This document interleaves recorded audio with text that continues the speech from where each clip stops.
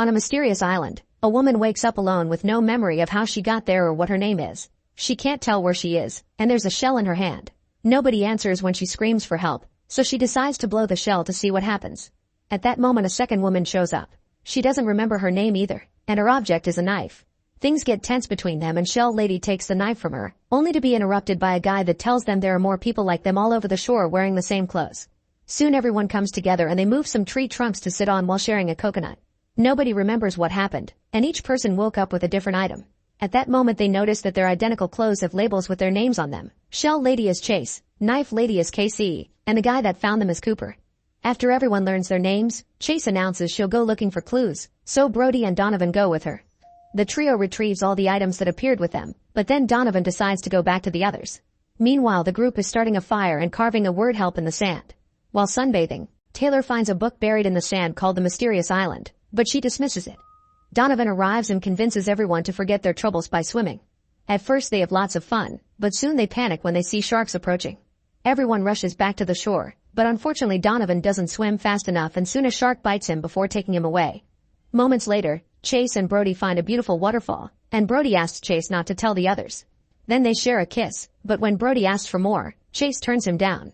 Brody doesn't accept this and pushes Chase to the ground to try to take advantage of her. Chase struggles against him and manages to push him off. Then she takes out the knife to keep him at bay and runs away. Afterward Brody returns to the camp and begins giving everyone chores to do, just assuming he can be the leader and not telling them about the waterfall. Soon Chase comes back too and immediately starts beating Brody up until the others pull her back. Then Chase tells the group about the waterfall and Brody's attack, but he calls her a liar and the others don't know who to believe. That night, Chase dreams of being in a room with a gun while blood flows on the floor. In the morning, she's the first one to wake up, so she grabs an axe and a shell and goes on a walk. Suddenly she finds Donovan washed up on the shore, alive but with a bitten leg, so Chase blows the shell to call the others. Working together, they manage to move Donovan back to the camp. Afterward the group has a meeting to discuss their options. Brody thinks they should move somewhere safer, but Cooper thinks they should stay on the shore in case a boat passes by. Chase interrupts to say they should get out, mentioning she saw Mason and Hayden behaving weirdly earlier. The duo explains they counted the steps between the spots each of them showed up at, and it was always exactly 39. By using the same number to explore the area, they find a sign that says find your way back. Chase thinks the sign is a clue, but everyone else thinks it's just a sign and ignores it. Frustrated, Chase throws the shell against a rock, causing it to break. Now the shell reveals a barcode with the words property of island and a blinking device that fell out of it. Not noticing this, Chase takes a nap, and when she wakes up, she sees an inflatable raft on the sea. She takes off her shoes before getting into the water, and accidentally steps on a piece of glass. As she swims toward the raft, the blood from her foot gets the attention of the sharks. Thankfully Chase can swim fast enough to reach the raft right before the sharks reach her. In the raft, she finds various objects like medical cases and a bunch of bullets. There are also oars that she uses to return to the shore. She hides everything she's found but makes sure to check the cases first. One has medicine, but the other one has a locked box.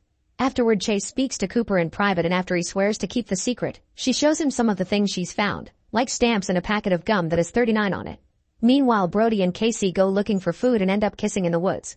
Later, the group sees the weather is getting worse and discusses again if they should move or not. Cooper ends up punching Brody and a fight ensues, so the others quickly jump in to separate them.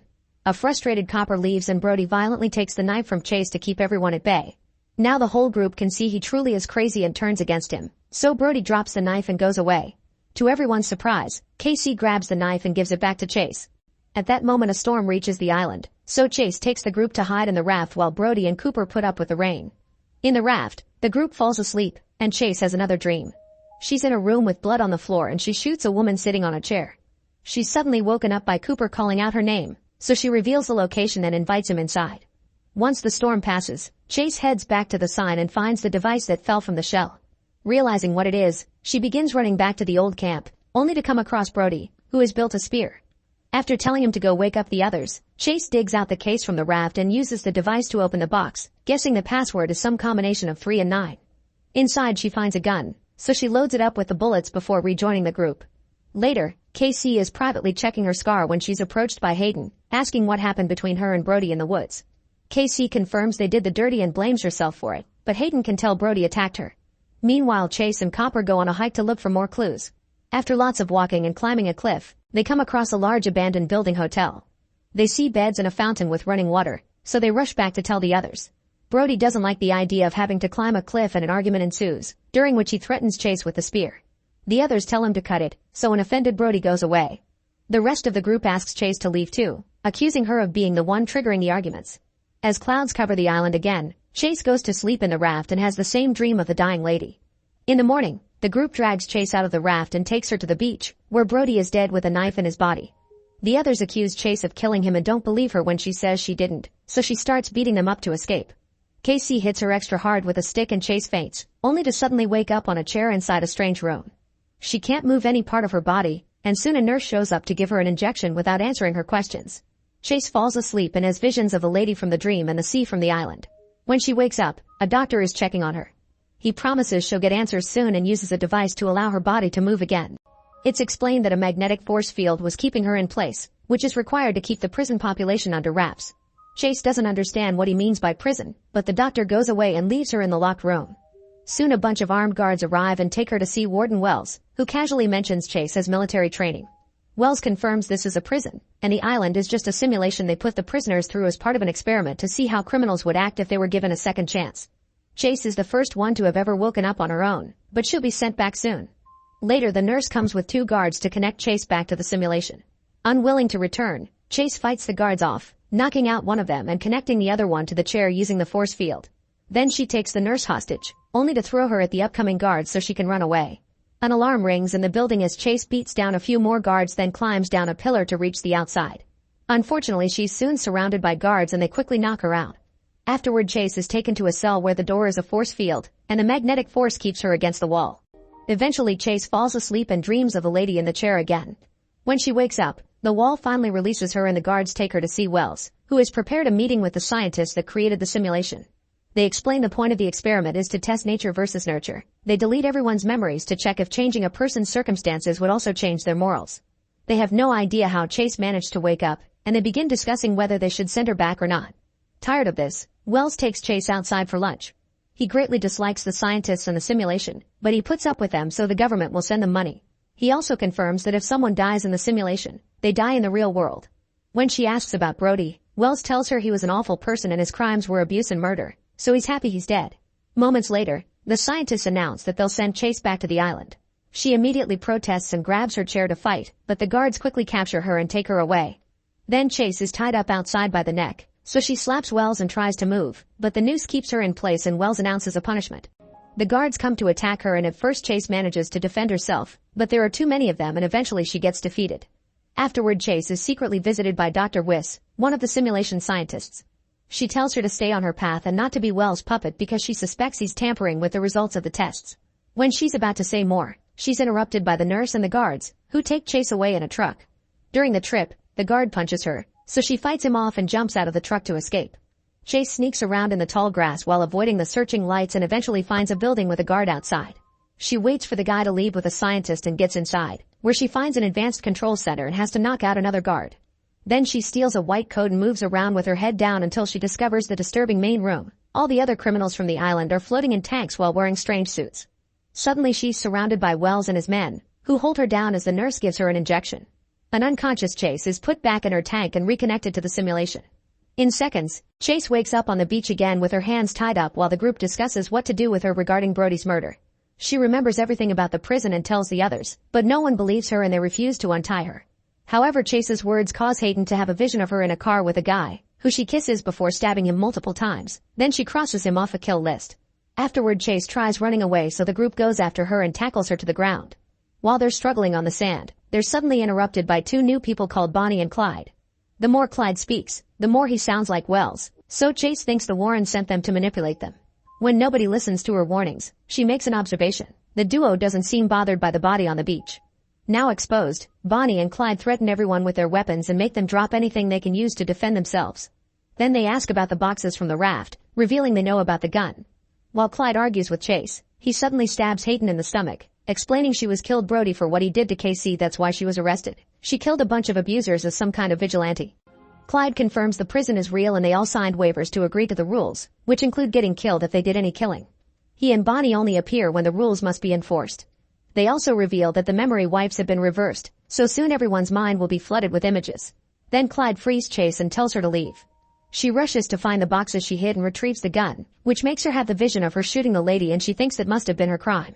Afterward, Chase takes the medicine box to the group and leaves with the gun. Bonnie and Clyde scold the group for spending the past few days doing nothing and tell them there's a village on the other side of the island, so they should head there. After reminding them they'll always be watching them and that leaving the island is forbidden, Bonnie and Clyde go away. The group buries Hayden and Brody and discusses what to do. Casey, Cooper, and Moses decide to look for the village, but the others prefer to stay at their camp. A few hours later, the trio finds a bunch of huts while Bonnie and Clyde smile from afar as they say let the games begin. Soon the prisoners start receiving their memories back. Mason sees himself shooting people at a mall with blood on his face. Casey is in her car having a mental breakdown near the sea while a storm rages outside. And Blair sees herself as a nurse in a hospital telling the doctor that the patient filed a do not resuscitate. The doctor didn't have such a note on the patient's file, so he couldn't help the patients that were in pain because they weren't in a euthanasia state. Refusing to let her patients suffer, Blair tampered with the patient's IVs, killing lots of people before she was caught. At that moment, Blair sees Taylor dragging the raft into the water to try to escape, so she rushes to stop her as she reminds her of Bonnie and Clyde's warnings. Taylor just pushes her away and keeps going, so Blair runs to tell the others. Unfortunately, they arrive too late and Taylor escapes on the raft.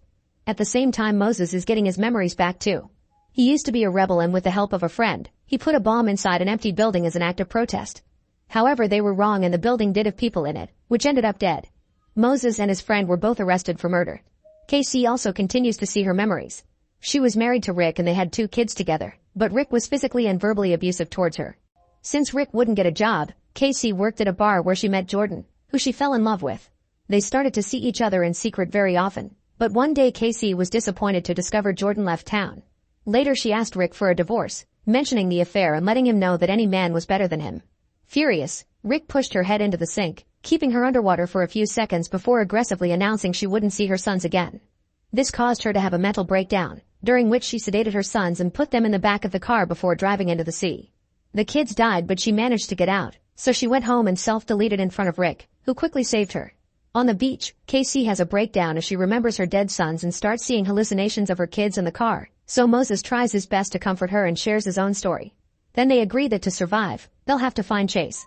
As they walk, Casey is too afraid of going near the water because of her traumatic memories, so Moses provides her comfort to help her enjoy swimming again. While Donovan chats with Blair and jokingly asks her to marry him, he also goes through his memories. He used to work in an office and was obsessed with a coworker who kept turning him down. Eventually she told HR about his harassment, so one afternoon she cornered her in the bathroom and killed her while blaming her for leading him on. Blair and Donovan's conversation is interrupted by a sudden shot. It's Mason, who has found a flare gun and says he was just testing it. In the woods, Cooper is searching the area and suddenly overhears Bonnie and Clyde talking. Apparently they're planning to do something against the rules and mentions some kind of boss. Meanwhile, Chase makes it back to the abandoned hotel, and in her room, she finds a lady from her visions, whose face is quite damaged. The lady suddenly appears by Chase's side and grabs her by the neck, telling her she's killed her own mother.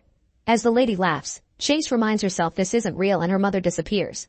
Then Chase approaches a chair and finds a key for room 39, so she heads there and begins searching every nook and cranny. Behind a painting she finds an envelope full of photos and a title for a house that she suddenly gets a vision of. The photos are of her and her mother, the house, and to her shock, one of her hugging Cooper. At that moment she hears a noise outside and bumps into Cooper, so she uses the chance to show him the pictures. Then they both admit that they remember being happy as a couple. In the meantime, Taylor shipwrecks and gets hurt, but at least she reaches another island. As the raft floats away, Taylor searches the area and finds a skull that has the property of Ilam text. At that moment she's hit by her memories. It turns out she and her boyfriend tried to rob a bank. Afterward she eats some fruit and takes a nap. When she wakes up, she finds her hand wrapped in bandages and a bowl next to a plank that says chicken soup, so she drinks it all. Minutes later, she's found by Bonnie and Clyde, who congratulate her for finding a place called Two Land but explain they're here because she broke the rules. Taylor explains she didn't mean to kill anyone and it was an accident during the robbery, blaming her boyfriend for the deaths. The duo then reveals that the island only has one resident who happens to be a cannibal, and the soup she ate was made with her own fingers. In the evening, Casey wakes up to see her son burning the abandoned village. She approaches the boy to stop him, telling him how much she loves him. However, the son is just a hallucination, and Moses has to pull Casey away from the flames, which are very real. Nearby, Bonnie and Clyde happily watch the fire they started. Back to Chase, she has a vision of her childhood. When she was a kid, she was bothered a lot by her classmates, but her mother was never sympathetic. She would yell at Chase and demand her to solve her problems because she didn't want a weakling as a daughter. From that on, Chase started to take fighting classes, but her mother disapproved of that too because it wasn't very feminine. In fact, the mother told her not to come home for the holidays if she didn't give up the fighting, so instead Chase joined the Marines. Cooper also has a short vision and sees himself at war, surrounded by bodies. When he sees Chase with the gun in her hand, the rest of the memory comes to him. The two of them met when they joined the Marines and fought together during the war. During a mission, Cooper was hit by an explosion and was seriously damaged, so a helicopter took him away. Chase also remembers this, and they realize the house from the pictures is the ranch they moved to after the war. Another flashback reveals that after Cooper recovered from the explosion, his face was still severely damaged and he was worried nobody would hire him like that. In the present, Cooper is looking at himself in the mirror when suddenly he sees Chase's mother next to him. She removes the bullet from her forehead and hands him to Cooper, but luckily at that moment Chase makes him snap out of it.